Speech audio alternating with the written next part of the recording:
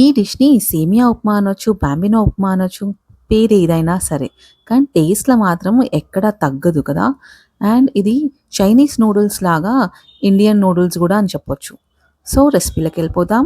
First ఒక పాన్‌ల oil 3 table spoons వేయాలి. తర్వాత అందులోనే 3 కప్స్ ఆఫ్ బాంబినో తీసుకున్నాను నేను. అదే సేమియా.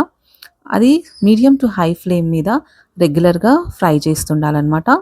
సో, కింద మాడకుండా అటు గోల్డెన్ బ్రౌన్ వచ్చేంత వరకి ఫ్రై చేయాలి. సేమియా పొడి పొడిగా రావాలంటే అది కొంచెం మంచిగా ఫ్రై చేస్తేనే మనకి ఆ టెక్స్చర్ అనేది వస్తది. అండ్ ఇది ఒక్కసారి ఫ్రై అయిపోయినంక ఇది ఒక బౌల్‌లో తీసుకోవాలి. ఇప్పుడు అదే సేమ్ పాన్‌లో ఒక 6-7 టేబుల్ స్పూన్స్ ఆఫ్ ఆయిల్, ఒక medium sized onions and few green chillies అది గూడా వేసి బాగా కొంచెం ఫ్రై చేసుకోవాలి. ఇప్పుడు వెజిటబుల్స్ ఏస్తున్నాను. క్యారెట్, బీన్స్ అండ్ ఆలు. సో, ఏ వెజిటబుల్స్ అయినా ఏసుకోవచ్చు. బట్ నేనైతే ఇవేస్తున్నాను.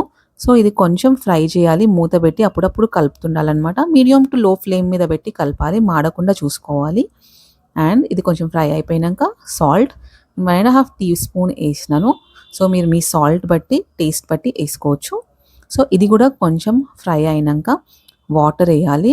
అది ఎంత బాంబినో తీసుకుంటే అంత అమౌంట్ ఆఫ్ వాటర్ పోయాలి. ఇప్పుడు నేను 3 కప్స్ ఆఫ్ బాంబినో తీసుకున్నా కాబట్టి 3 కప్స్ ఆఫ్ వాటర్ వేయాలి.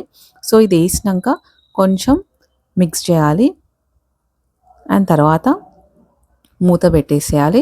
అండ్ ఇది లో ఫ్లేమ్ మీదనే ఉడకనియాలి. ఎందుకంటే కింద మాడకుండా అది మంచిగా వస్తది. తర్వాత ఇప్పుడు గరం మసాలా, ఇంకా మిరియాల పొడి. సో, మిరియాల పొడి ఈజ్ ఆప్షనల్. కానీ ఏస్తే మాత్రం టేస్ట్ బాగుంటదనమాట.